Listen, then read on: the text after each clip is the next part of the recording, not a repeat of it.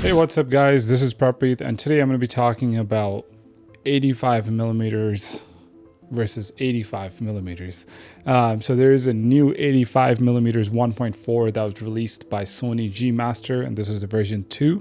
So about 4 years ago, I ended up picking up this Sigma 85 1.4, the newer version.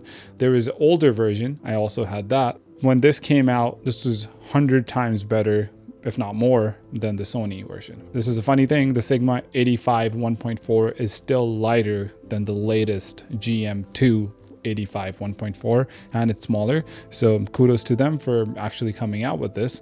So this 85 kind of served as, kind of like a close-up as a secondary camera lens for me, basically at all times throughout 2020 to, I would say, about 2023, when 51.2 I acquired that, and that basically took over this lens because that was more versatile with my style of shooting. So Sony GM85 1.4 came out about a month or two ago, and I was really interested in this lens because I wanted to see how much better can it do than what I already have. And I'm pretty happy with the 85 1.4. And as a professional photographer, I feel like sometimes I just need to invest in better gear that makes my workflow a bit easier. Like, it's not the fact that I already have this lens and I would upgrade. It's more of what will make my life a little bit easier. And upgrading from Sigma to Sony means that I can actually invest in something that will give me better focus. That'll give me that one shot that I might miss just because I'm using an off-brand lens, right? So just switching over to Sony, I just got this lens and I wanted to see how much better it would be. And I'm keeping this lens because I already know that, like, by using it a few times, the focus is on point almost 95 to 97% of the times. I haven't used it much. So sometimes one thing that I noticed on the Sigma is that sometimes it will mess up the focus a little bit compared to the 85 1.4 on the GM. It's very clean, the GM2. When it comes to comparison, I want to start off with the actual hardware of both of these lenses.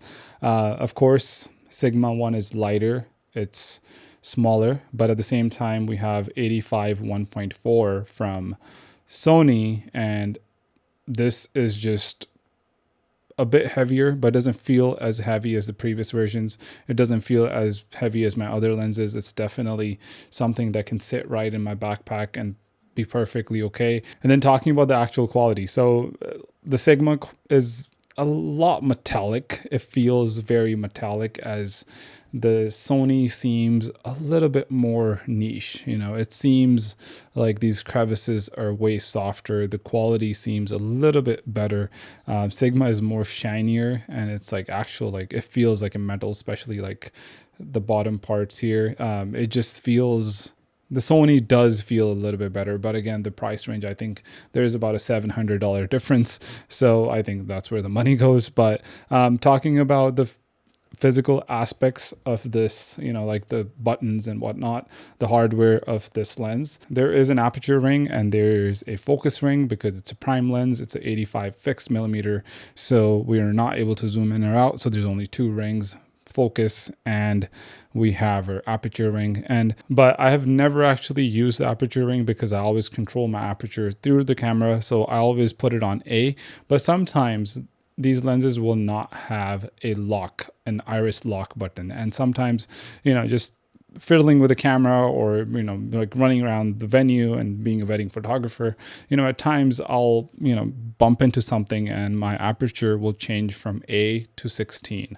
Then it goes from basically being super light, like where I'm shooting at 1.4, I have a lot of light coming in, and then it'll switch to f16 all of a sudden. And I'm like, on the spot, it really puts me in a difficult position. So basically then I come across like knowing that it's on f16. So having an iris lock really helps because I always have it on A and I always want to just use it through my camera. And then of course we have a click on and off if you want to change your aperture and you want to hear that clicking sound, which does not matter to me because I'm not using that at all. There's two functional buttons for, you can use those for focus and other kind of situations. But again, I don't use this because I always rely on my camera and the touch operations on it. So the image quality of these lenses, not significant. There is some sort of sharpness on the edges that is kind of better on the GM2. And this is just, again, this is a 4-year-old lens that we're talking about. Maybe Sigma can come out with another version of their 85, and that can kind of compete with the quality, the focus, and whatnot of the GM2. But I feel like as of current day, GM2 is better.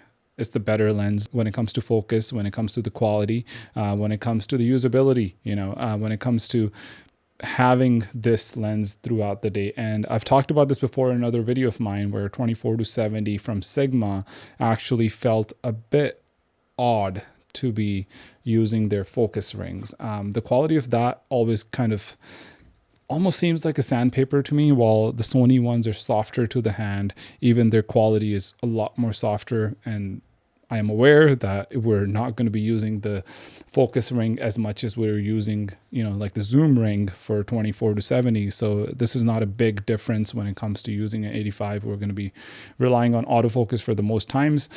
So if you're starting off, if your budget is limited, then I would strongly recommend still using the 85 1.4 from Sigma. But if you're somebody in the professional industry, and if you'd like to upgrade and get the better shots, more focus, faster focus shots, that I would say definitely invest your $700 more into the Sony. Now, is it worth the extra $700? For me, yes. For somebody else, maybe not, because they have the room to retake shots. As a wedding photographer, sometimes we just don't have the limitations of reshooting or kind of recapturing a moment, because once a moment is gone, it's never going to come back. As if you're a portraits photographer, a car photographer, a landscape photographer, you may be able to take extra shots. But my point is that if you're using 85, you're mostly going to be using it for portraits, weddings, people. That's typically the subject range of these things. So in my opinion, should you get the GM2 over the Sigma 85 1.4? If you're a professional photographer and if you have the cash flow of doing so, yes, go for it. It'll be a meanwhile investment that you put into your photography, and it will actually bring you that money back. I've used it multiple times now. And, like the thing about the GM2 lenses are they're sharp, and even in situations where you're, for example, against the sunlight, you'll get some really nice shots compared to, for example, the Sigma at 1.4. You do tend to get softer images when you're against the sunlight.